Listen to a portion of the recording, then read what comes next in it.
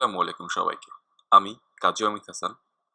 আমি আমার পড়াশোনাটা শেষ করেছি রাজশাহী প্রকৌশল ও প্রযুক্তি বিশ্ববিদ্যালয় থেকে। আমার সাবজেক্ট ছিল সিএসসি বা computer science and engineering. So বর্তমানে আমি মেশিন লার্নিং ইঞ্জিনিয়ার হিসেবে কর্মরত আছি। আমি মূলত বিভিন্ন ডেটা সায়েন্স এবং মেশিন লার্নিং টপিকগুলো নিয়ে ভিডিও বানাই YouTube এ। এটা একান্তই আমার শখের বশে এবং সবাইকে শেখানোর জন্য। তো অনেকদিন থেকেই আমাকে অনেকে রিকোয়েস্ট করছিলেন যে আমি কেন ভিডিওগুলো ইংলিশে বানাই বা আমি কেন বাংলাতে বানাই না। তো সেই রিকোয়েস্ট থেকেই আমার একটা ক্ষুদ্র প্রচেষ্টা যে আমি এরপর থেকে চেষ্টা করব আমি যে ভিডিওটা ইংলিশে বানাই সেটাকে যেন বাংলাতেও একটা ভার্সন রিলিজ করি। সো সেই প্রচেষ্টা থেকে আজকে আমার এই উদ্যোগটি নেওয়া এবং আমি আজকে আমার এই ভিডিওটি বাংলায় শুট করছি। সো আজ আমরা যে বিষয়টা নিয়ে কথা বলবো সেটা হচ্ছে কেএনএন অ্যালগরিদম। আমি ইতিমধ্যে kNN এর একটি ভিডিও ইংলিশে রেকর্ড করে রিলিজ করেছি ইউটিউবে। আপনারা চাইলে সেটা দেখতে পারেন। আমি ঠিক সেম কন্টেন্টটি সকলের বোঝার সুবিধার্থে আমি এটাকে বাংলায় রেকর্ড করছি। তো তাহলে শুরু করা যাক। আর যদি আপনি আমার চ্যানেলটি সাবস্ক্রাইব না করে থাকেন তাহলে আমি রিকোয়েস্ট করব যে আপনি আমার চ্যানেলটি সাবস্ক্রাইব করুন। তাহলে আপনি আমার ভবিষ্যতের ভিডিওগুলো খুব দ্রুত পেয়ে যাবেন। ধন্যবাদ। তাহলে ভিডিওতে শুরু করা যাক। তাহলে শুরু করা যাক। তো আমরা আজকে পড়ছি কে নিয়ারেস্ট নেইবার বা নিয়ারেস্ট নেইবার অ্যালগরিদম। আচ্ছা, যদি বাংলাতে আমি বোঝাই যে নিয়ারেস্ট নেইবার, এটাকে যদি আমরা ট্রান্সলেট করি বাংলায়, তাহলে সবচেয়ে কাছের প্রতিবেশী এইটা অর্থ বহন করে। তো আমাদের অ্যালগরিদমটাও ঠিক সেম প্রসেসেই কাজ করে। আমরা একটু ভেতরের দিকে যাই। যে ধরুন আপনার অনেকগুলো ডেটা পয়েন্ট আছে স্ক্যাটার্ড ভাবে। সো আপনার কাছে একটি আননোন ডেটা পয়েন্ট আসলো। তো এখন আপনার এই ডেটা পয়েন্টটা কোন ক্লাসটা বিলং করে বা কোন ক্লাসটা রিপ্রেজেন্ট করে এটা আপনার বোঝা দরকার। সো এই ডিসিশনটা আপনি কিভাবে নেবেন?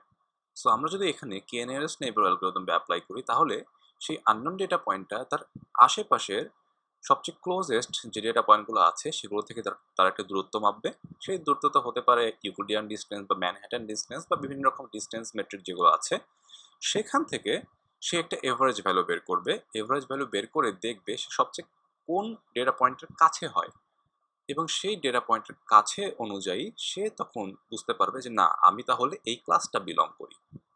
সো কাইন্ড অফ এই প্রসেসে আমাদের নিয়ারেস্ট নেইবার অ্যালগরিদম বা কে নিয়ারেস্ট নেইবার অ্যালগরিদমটি কাজ করে। তাহলে চলুন আমরা কোডগুলো দেখার মাধ্যমে বুঝে যাই যে কিভাবে আমাদের এই অ্যালগরিদমটি কাজ করে। সো আমি এখানে আমার এটা অলরেডি ইমপ্লিমেন্টেড একটা কোড। সো আপনারা এই জিনিসটাকে আমার গিটহাবে পেয়ে যাবেন কোডটা। সো প্রথমে একটু আমার সম্পর্কে বেশ কিছু তথ্য দেওয়া আছে যে আমার ওয়েবসাইট আছে একটা, আমার রিসার্চ গেট, লিঙ্কডইন প্রোফাইলগুলো। আপনারা চাইলে আমার অন্যান্য কাজগুলো এখান থেকে দেখতে পারেন। সো আমরা ফার্স্ট সেলটাতে কি করছি, এখানে আমরা করছি আমরা আমরা আমাদের ডেটাগুলো ম্যানিপুলেশনের জন্য নামপাই এবং আমাদের ডেটাগুলো ভিজুয়ালাইজ করার জন্য বা দেখার জন্য বিভিন্ন গ্রাফে এই জন্য আমরা ম্যাটপ্লটলিব লাইব্রেরিটা ইম্পোর্ট করে ফেলছি। এবার আমরা ইমপ্লিমেন্টেশন দিকে যাই। একটি কথা বলে রাখা ভালো যে আমরা scikit-learn লাইব্রেরি ইম্পোর্ট করার মাধ্যমে খুব সহজেই ৩ লাইন থেকে ৪ লাইনের মধ্যে এই অ্যালগরিদমটি করতে পারি। কিন্তু আমি চাই যে আপনারা বোঝার সুবিধার্থে আগে অ্যালগরিদমটি বুঝুন, তারপর আপনারা লাইব্রেরিটা ব্যবহার করুন। সো আমি এই জন্য এখানে স্ক্র্যাচ থেকে নিয়ারেস্ট নেইবার অ্যালগরিদমটা ইমপ্লিমেন্ট করা আছে যেন আপনাদের বুঝতে সুবিধা হয়। তো এখানে আমরা ফিট ফাংশন, প্রেডিক্ট ফাংশন এগুলো সবকিছু ডিফাইন করেছি। ডিফাইন করে সে কিভাবে কোন ডিস্টেন্সটা মেজার করবে এখানে সবকিছু আমরা বলে দিয়েছি। সো এখানে আমরা ইউক্লিডিয়ান ডিস্টেন্সের মাধ্যমে দূরত্বগুলো বের করব। সো এই ফাংশনটা দেখার মাধ্যমে আপনারা খুব সহজেই কিভাবে অ্যালগরিদমটি কাজ করে সেটা দেখতে পারবেন। এছাড়াও অ্যালগরিদমগুলো বোঝার সুবিধার জন্য আমি আমার ইউটিউবের ডিসক্রিপশন বক্সে অনেকগুলো লিঙ্ক দিয়ে দেবো যাতে আপনাদের বোঝার জন্য সুবিধা হয়।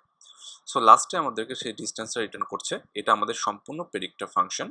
সো চলুন আমরা এটা রান করি। আই হোপ আচ্ছা আমি যখন সামনেটা রান করিনি। সো আমি এটা রান করলাম, তারপর এটা রান করলাম। ওকে। সো আমাদের তো মেশিন লার্নিং ইউজ করার জন্য একটা ডেটা সেট দরকার, রাইট? সো চলুন আমরা কোনো ডেটা সেট আগে থেকে লোড না করে নিজেরা কিছু ডেটা সেট স্যাম্পল জেনারেট করি। সো এক্স এর মধ্যে আমরা np ডট লাইন স্পেস এবং এই কমান্ডটির মাধ্যমে আমরা কিছু ডেটা পয়েন্টগুলো জেনারেট করতে পারি। সো এখন প্রশ্ন আসতে পারে যে এই 0 মানে কি, 5 মানে কি বা 20 মানে কি? সো 0 মানে হচ্ছে আমরা 0 থেকে শুরু করব, আমাদের এন্ড পয়েন্ট হবে 5 এবং আমরা জেনারেট করব 20টা স্যাম্পল। এর মাধ্যমে আমরা এক্স এ ডিফাইন করছি। এরপরে আমরা তো সবাই জানি y equal to MC square বা mx প্লাস সি। তো সেখান থেকে সরি এমসি স্কোয়ার বলার জন্য y equal to mx plus C, সেইখানে আমরা আমাদের ডেটা পয়েন্টগুলো প্লট করব। সো আমরা দিলাম, এটা রান দিলাম। তো এবার আমাদেরকে সেগুলো প্লট করতে হবে, রাইট, দেখতে হবে। সো এই জন্য আমরা plt ডট প্লট দিয়ে সেই ডেটা পয়েন্টগুলো প্লট করলাম। এখন চলুন আমরা আগের কোডে যে এখানে ফিট এবং প্রেডিক্ট ফাংশন ডিফাইন করেছিলাম সেটা আবার আমরা এখানে ইমপ্লিমেন্ট করি। সো এখানে আমরা kNN নেবের জন্য k ইকুয়াল টু 5 দিলাম। আপনি এখানে k ইকুয়াল টু 10, 20, 15 যে কোনো ভ্যালু দিয়ে সেটাকে মেজার করতে পারেন। চলুন রান করি। এবার আমরা x এবং y কে, এই আমাদের যে x অক্ষ এবং y অক্ষ ডেটা পয়েন্টগুলোকে এগুলোকে ফিট করব। ফিট করলাম। এবার আমরা প্রেডিক্ট মডেলটাকে কল করব। এবার আমরা চলুন প্লট করে দেখি যে কীরকম রেজাল্ট দেয়। সো আপনি প্লট করার পর দেখতে পাচ্ছেন যে এটা হচ্ছে আমাদের অ্যাকচুয়াল ভ্যালু এবং এই ডেটা পয়েন্টগুলো হচ্ছে আমাদের প্রেডিক্টেড ভ্যালু। চলুন আমরা নতুন একটা কে এর মান দিয়ে এটা আবার প্লট করে দেখি। আমরা এবার করেছিলাম কে ইকুয়াল টু 5 দিয়ে। সো চলুন আমরা এখানে কে ইকুয়াল টু 10 দিই। সো 10 দিয়ে আমি এটা রান করলাম, পরের সেটটা ফিট করলাম, প্লট প্রেডিক্ট করলাম, এবার প্লটে ক্লিক করব। আচ্ছা, এখন আপনারা দেখতে পাচ্ছেন অন্যরকম একটা কার্ভ। সো আপনি বিভিন্ন রকম কে এর মান দিয়ে এই ডেটা পয়েন্টগুলো দেখতে পারেন যে কোনটাতে কীরকম প্রেডিকশন রেজাল্ট আসে। সো আপনারা যদি চান যে আমি কোনো একটা রিয়েল ডেটা সেটে kNN অ্যালগরিদমটা অ্যাপ্লাই করে আপনাদেরকে রেজাল্ট অ্যাকুরেসি বা কনফিউশন ম্যাট্রিক্স সবকিছু ইমপ্লিমেন্ট করে দেখায়, তো আপনারা দয়া করে কমেন্ট বক্সে জানাবেন। আমি চেষ্টা করবো সাধ্যমতো সময় বের করে আপনাদের কাছে নতুন ভিডিও নিয়ে আসার জন্য। সো ভিডিওর সাথে থাকার জন্য আপনাদেরকে একান্ত ধন্যবাদ। আশা করি আপনারা বুঝতে পেরেছেন। যদি আপনাদের কোনো রকম কোয়েরি থাকে তাহলে আমাকে জানাবেন। আপনারা আমাকে রিচ করতে পারবেন ইউটিউবের কমেন্ট বক্স থেকে। আমি সবগুলো কমেন্ট চেক করি এবং এছাড়াও আপনারা আমাকে ইমেল করতে পারেন বা আমার লিঙ্কডইন অথবা ফেসবুক, ইনস্টাগ্রাম যে কোনো জায়গাতে আমাকে পেতে পারেন।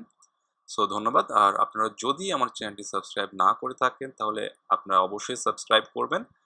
এটা আমাকে ভবিষ্যতে আরও দারুণ দারুণ ভিডিও আনতে সাহায্য করবে এবং মোটিভেট করবে। ধন্যবাদ। সবাই করোনা পরিস্থিতির মধ্যে ভালো থাকবেন, বাসায় থাকবেন, সুস্থ থাকবেন বলে এই কামনা করছি। আসসালামু আলাইকুম।